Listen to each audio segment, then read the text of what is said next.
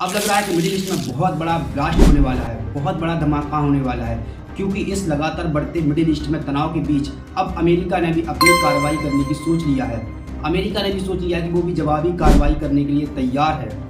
अब मानो ऐसा लग रहा है कि मिडिल ईस्ट धीरे धीरे करके मेगा ब्लास्ट की ओर जा रहा है। मिडिल ईस्ट में मेगा ब्लास्ट होने वाला है। आज की इस बड़ी खबर के साथ मैं ताजुल मंसूरी, आप देख रहे हैं इंटरनेशनल अवेयरनेस। दरअसल मैंने अभी पहले आपको बताया था, पिछली रिपोर्ट में आपको बताया था कि कैसे अमेरिका के बेस पर ड्रोन से हमला हुआ, जो कि जॉर्डन और सीरिया की सीमा पर था, जिसमें 3 अमेरिका के सैनिक मारे गए थे और दर्जनों घायल हो गए थे। इसके बाद अमेरिका ने, बाइडेन ने कहा है कि हम जवाबी कार्रवाई करने के लिए तैयार है। जिसने भी ये किया है वो इसको झेलने के लिए तैयार हो जाए। हालांकि बाइडेन सरकार ने ईरान पर इसका आरोप लगाया है कि ईरान ही इसके पीछे है, लेकिन ईरान ने साफ तौर पर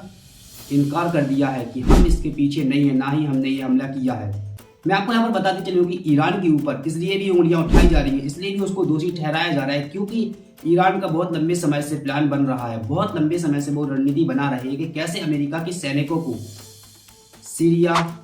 इराक और खाड़ी से पूरी तरीके से सैनिकों को बाहर निकाल दिया जाए। जो उनके अमेरिकी बेस बने हुए हैं वहां से उनको अलग कर दिया जाए, पूरी तरीके से उनको बाहर निकाल दिया जाए। ये प्लान बन रहा है, ईरान का बहुत पहले से बना रहा है, इसलिए भी उंगलियां उठाई जा रही है फिलहाल में। लेकिन अभी पता नहीं चला है कि किसने ये हमला कराया था, बस एक दूसरे को दोषी ठहरा रहे हैं। आप खुद सोच के देखिए कि एक साइड इजराइल हमास युद्ध मिडिल ईस्ट में, एक साइड यमन लगातार लाल सागर में हौतीस हमला कर रहे हैं, एक साइड लेबनान दक्षिणी सीमा पर लगातार हिजबुल्लाह हमला कर रहा है। और ऐसे में अगर अब अमेरिका भी कूद गया, अमेरिका ने भी कार्रवाई चालू कर दी, हालांकि अमेरिका बैक साइड से, यानी कि इनडायरेक्ट तो मदद कर रहा है, इनडायरेक्ट तो हमला कर रहा है, लेकिन अगर वो खुल के सामने आ गया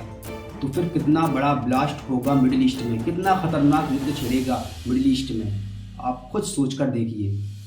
वहीं वर्ल्ड हेल्थ ऑर्गेनाइजेशन यानी WHO ने कहा कि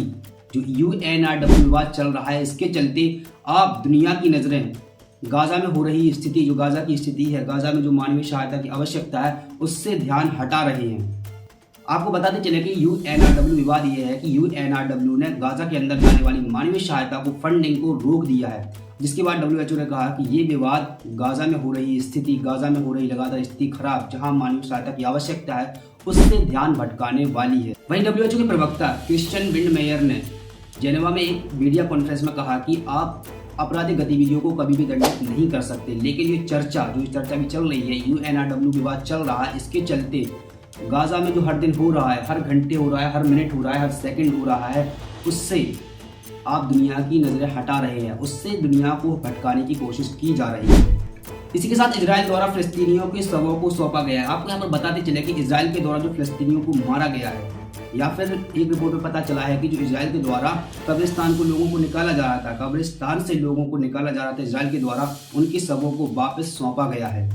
गजा के स्वास्थ्य मंत्रालय ने कहा कि इजराइल के द्वारा जो सब सौंपे गए उनकी हालत बहुत खराब थी, कोई भी पहचान में नहीं आ रहा था, इसलिए उन्होंने कहा है कि ये कहीं पर मलबों में दबे हुए थे जो इजराइल ने मारे थे गजा के अंदर, या फिर इजराइल के द्वारा जो कब्रिस्तान से लोगों को निकाला गया है, कब्रिस्तानों को हटाया गया है, कब्रिस्तानों से लोगों को हटाया गया है, वो सब हैं,